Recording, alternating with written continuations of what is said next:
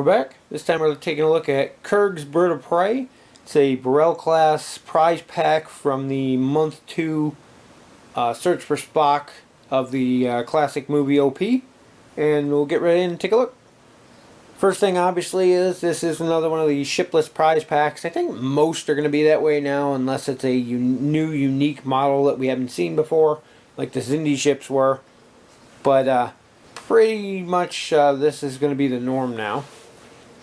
Here we have our Burrell class maneuver card. Pretty standard Burrell maneuver dial that we've seen many times in the past.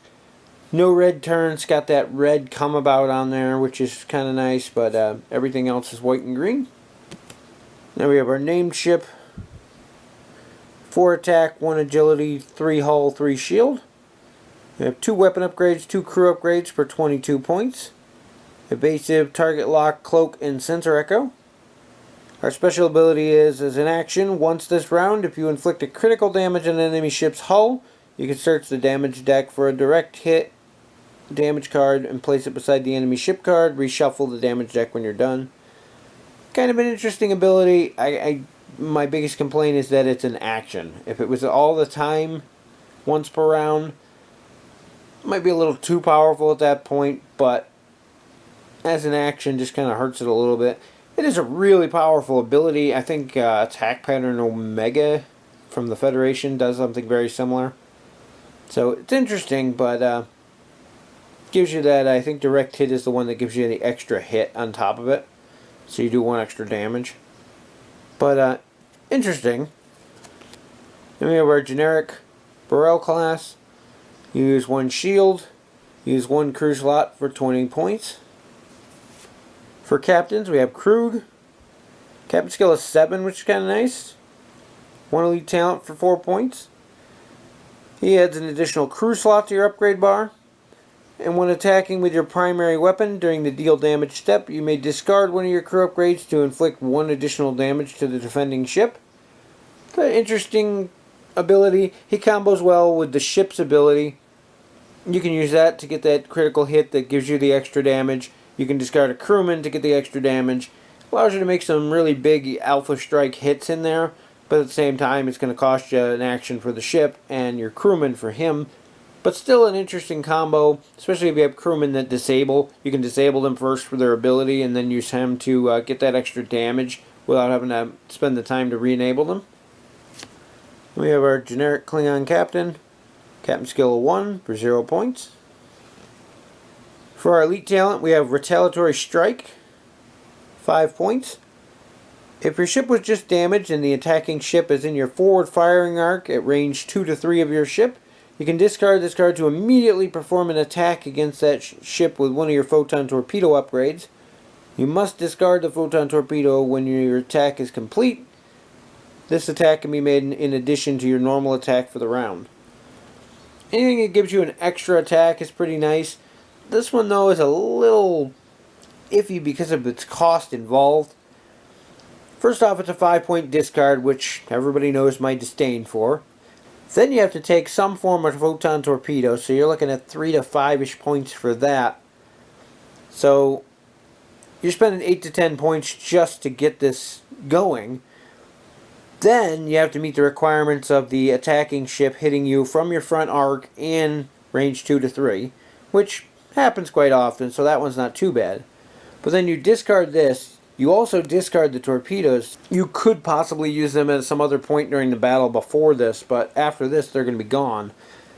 To make 1 extra attack, there's some other things at the cost of an action that let you do something similar with lower dice counts or whatnot.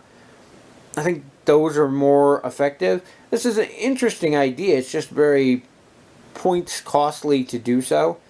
And unless you have a lot of extra points and you can't figure out what to spend it on, I don't see this getting taken over some of the other elite talents that we already have access to, even despite the fact that a second attack would be extremely powerful in the right situations.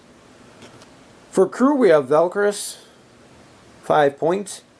As an action, target a ship at range 1 to 3, discard this card and disable up to 1 upgrade on the target ship, crew, tech, or weapon.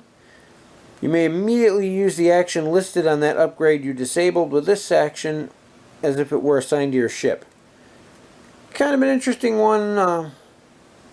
To one use, but at the same time you're basically stealing something from somebody else's ship that you can use. 5-point discard and an action's pretty steep, but being able to use and disable something to break someone else's combo or use it against them is kind of an interesting one. There's several ways to do this now that let you take stuff from other ships and use them. I think this is the first one that the Klingons have available to them, so there's that going for it. But definitely could be useful. Again, points cost is a little high, but depending on the situation, the card you disable of theirs and use against them may make it well worth that points in the end. Next we have Torg. 6 points. As an action, if your ship is not cloaked, disable all your remaining shields. Target a ship at range 1 to 2 that's not cloaked and has no shields. Discard this card to disable all upgrades on the target ship. Target ship rolls 1 less attack die and 1 less defense die while any of its upgrades remain disabled. Once there are no disabled upgrades on that ship, remove Torg's continuous effect token from beside the ship. It's not too hard to knock out the shields on a ship. Granted, you have to lower your own shields to use him. It's a 6-point discard, which again is really steep, but the benefits I think outweigh the cost for the most part. You're disabling all of their upgrades, so anything that's running a very heavy build, lots of upgrades on a ship, it's definitely going to come into handy there. And then as long as at least one of those upgrades remains disabled, they're still getting -1 attack, -1 defense. So it's a lasting effect as well. And being that you can only re-enable one per turn, it's going to take them a while to get those upgrades back online and get rid of that token. So in the end, I think if you're playing against someone who's, like I said, building a real upgrade heavy build, I could definitely see him being useful. And a standard build where most people only have 2, maybe 3 upgrades on a ship, may not be quite as effective. Still useful, but in those cases, 6-point discard is kind of steep. But definitely if you're playing a Federation crew heavy build or somebody who's running a ton of tech, I could see him being very useful against. So interesting combos are definitely possible. So in the right situations, he's well worth the cost. In other situations, he is a bit overcosted, I think. And last we have Mult. 5 points. As an action, if your ship's not cloaked, discard this card to target a friendly ship within range 1 to 2 of your ship. Take up to 3 crew upgrades from that ship and deploy them to your ship, even if it exceeds your ship's restrictions. Or take up to 3 crew upgrades from your ship and deploy them to the target ship, even if it exceeds that ship's restrictions. Very interesting combos come up with him. Definitely a lot of crew heavy builds that you can't use in certain situations because, say, the crew or the ship doesn't have the crew upgrade slots needed. He lets you kind of bypass that. Very useful in the search for Spock scenario, which this prize pack's from. Unfortunately, you can't use the ship in the scenario until after you've already completed it. And a lot of places don't let you bring the prize ship from that event to the event. So if you went and won it someplace else or bought it. But aside from that, definitely very useful for a lot of different combos that you can build off of him to transfer crew around and exceed ship restrictions on how many crewmen you can have on a ship. For the rest of the pack, this one's actually on loan. It's not mine, so nothing's punched out here. But we have our front of our maneuver dial there and our captain tokens. And the back of the maneuver dial, this token is for Torg, and this token is for the ship's named ability. And there we have our base token, 90-degree front arc, 90-degree rear arc. That's the named version. And then on the back here we have the generic Burrell class with the same 90-degree front, 90-degree rear. Overall, it's a pretty nice pack. Klingon players are definitely going to love it. There's several very good cards in here. Kruge himself is pretty nice.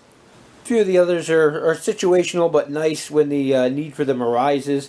Ship's ability is okay, just kind of disappointed it takes an action. Still, it's a powerful ability and very useful.